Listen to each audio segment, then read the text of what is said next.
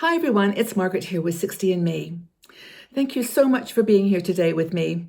You know, many women in our 60 and Me community love to travel, and it's one thing that we've not been able to do recently due to this COVID-19 pandemic. It has changed the world in so many ways, and it's impacted the travel business in so many different areas. You know, airlines are going to have to regroup and rethink the way that they fly in the skies, and cruise lines are going through a major rethink as to how to keep people safe and still enjoy the beautiful world of cruising. And of course, we've got the hotels that are really struggling right now. Most of them are closed and just not able to do business. So there's going to be a major rethinking of how the travel business will operate in the future. And so I wanted to talk to you about some thoughts about how things might change. You know, I think we're all sitting here in home isolation thinking, just in general, what is going to change in the world? How will we be impacted by this month or 2 or 3 of lockdown? And how will we change individually? But Wendy Edwardson, one of our bloggers, wrote this article on the travel industry. And I really liked her optimism and positivity because even though you can't get out there and travel right now, you can't get on a train, you can't get on a plane or boat, you actually can virtually travel. And also, and I'm going to talk to you a bit about some of those really cool places that you can go and ideas that I've got. I'm actually going on a world tour at the moment. I've decided to use all the beautiful 360 cam and aerial photography to actually enjoy places that I may never get to anyway in my life. They're so wonderfully distant and beautiful. But Wendy's got some ideas, and just this before we start though, the idea of travel rebooting, I think does give an opportunity to think about how we'd like it to be. You know, how we would like travel to change. Now, we individually may not have a lot of ability to impact how the industry is going to do it. But I think for Wendy and for me as well, I hope that we can return to a more traveler mentality, rather than a tourist mentality.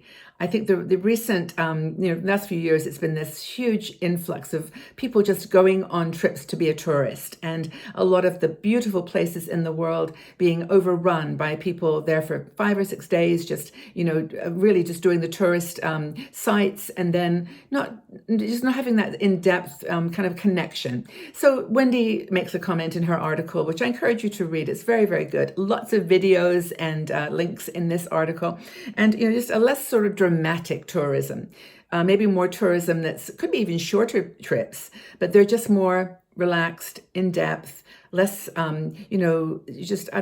energetic, more relaxed and fun. So maybe more respectful of the environments that we visit. And because a lot of countries in the world depend on our tourism dollars, but they also want to protect their beautiful countries and maybe bring back some new perspectives from our trips about people.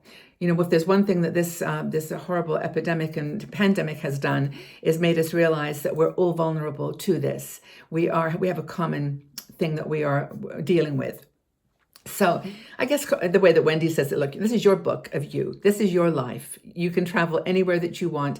And it would be a shame to not do the places that you want to do. So because you can't get out there right now, what are some options for enjoying places that you have a longing for? So our imagination can take us to lots of great places. And if we just put our mindset in that, it's not real, but it's real. And just have a cup of tea, a glass of wine, just go on these trips. I think virtually it's going to make a big difference and also give you ideas for planning for the future. The journey begins when you anticipate it, when you start thinking about it. And I've already made some plans for 2021 because I think that's, for me personally, it gives me a sense of destination. And I know I'm going to do this on that date. So virtual travel, there are some amazing sites that do 360 and virtual trips. There's one called airpano.com. I've spent quite a bit of time there recently. It's just got amazing photographs of, you can go to the pyramids or to the Taj Mahal or to Machu Picchu. You just literally go to their site, you put in the place, and then up comes a 360 view, like where you can pan your camera or your mouse along the screen and see it from a 360 view. And then it goes into a sort of a wider shot and then pulls out. They're just beautiful ways to experience a place. Now, Google also is doing some cool things, Google Maps, and there are teams of people out there in the world doing mapping for Google and videotaping. So they have some great ones as well. Now, Wendy, of course, starts to hone in on some specific places around the world, starting with North America, of course. And, there's so many cities in North America that have celebrations like Mardi Gras in New Orleans that, you may not have got to this year or won't get there next year. But you can go and look at the pictures and the music and experience it. You can go on a full cruise of the leaves changing color on the east coast of the United States. Not this year, perhaps, but you can experience it with virtual travel. And all the links, by the way, there's a full foliage cruise that Wendy talks about, where you visit Quebec City and then you go through this beautiful landscape of changing colors in nature. And of course, Stanley Park in Vancouver, which I love. There's beautiful vistas and pictures and video of that. Lots of bloggers out there that have done this, these trips last year, and you can enjoy their journey. In Europe, well, you've got all kinds of options. You've got river cruises on the Danube and the Rhine and the Seine in France. And there's so many beautiful videos of these cruises. Even the ones that we did on 60andMe, I did the Rhine and the Danube and did pictures and told my story. You can go up to 60andMe and look at our stories. But there's a lot out there. Also, there's a lot of the cultural places like Rome, of course, with the Colosseum, Paris, of course. And you can get so much from these online programs. Also, webcams, live webcams are really, really wonderful for just going to the city now, even though it's quiet and maybe in a way, a nicer way to see it. But use those things. And of course, the fjords in Norway, Hurtigruten, which is a great cruise line. I went with them last year. They have got a beautiful video of the coastal journey from Bergen up to Kirkenes. And it's just like being there. It's beautiful. Africa, you've got safaris. There's a helicopter ride around Cape Town that you can do that is really fun. And all of this is online and you can check it out and virtually travel there. I know it's not the same. I do know this. I'm same as you, but I'm doing the best on my world tour to see all the places that I want to see. I was in Uzbekistan yesterday, and I think I'm going to maybe Argentina today, down to Patagonia. But there's so many places. Australia, Pacific Islands, of course, you've got the beautiful Bora Bora, you've got Tahiti, lots of cool places, and you can experience those, not just on video, but you can read about them too. There's so many books that are wonderful. And in Wendy's article, she mentions some books that you might want to check out that take you there as well. There's Peru, which is a turn right at Machu Picchu, Mark Adams. There's a Canadian one called The Shipping News, which Annie Proulx, I think that's a fiction, or not fiction, but it's like, her story about that part of the world. Colombia, there's a Short Walks from Bogota by Tom Feeling.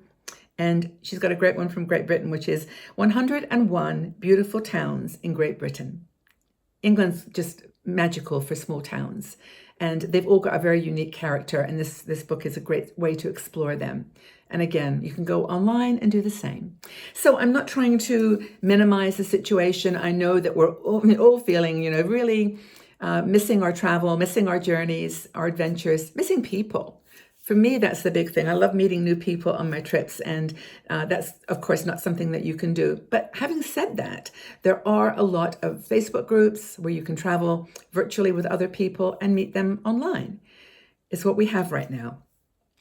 This is what we're working with. And I think that's the secret to getting through this in a way, is we've got to appreciate what we've got, love of the opportunities that gives us, and do our best to continue to be hopeful and positive until things start to loosen a bit and we're able to get out more into the world. I just hope you're doing okay, everybody. I know that this is a challenging time, especially for travelers. And this was kind of my heart to heart with you. I know how it feels. But leave your comments below about, where you want to travel in the future. Where do you want to go in the future? And maybe a book that you've read about travel that really inspired you. So have a wonderful day, everybody. Take good care of yourselves. Stay strong and hopeful, and safe, of course.